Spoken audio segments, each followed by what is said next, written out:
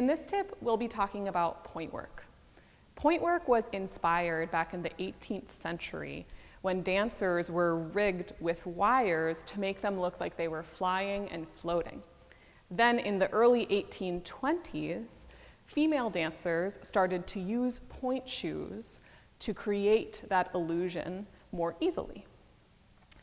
Pointe shoes are made from many different types of substances.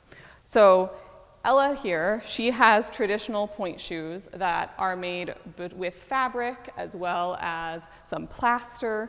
Sometimes there's leather and burlap.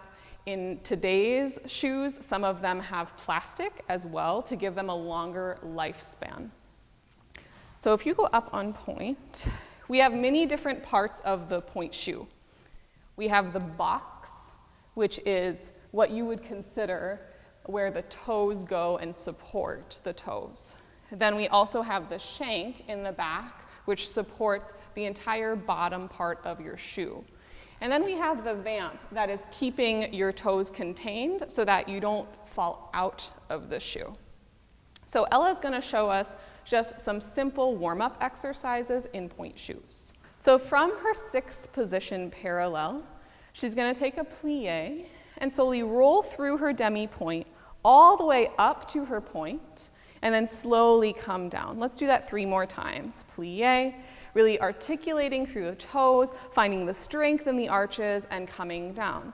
Now, pointe work isn't all about your feet. It's also about the support underneath your glutes and from your low core. So you can notice that Ella's really using her entire body to get up onto her shoes. Let's do that same thing in first position. So in first position, creating a little bit more turnout, she takes her plie, rolling through up, and then lowering down by lifting up through her upper body. One more time, plie, rolling through, coming up, and then lowering down. Great.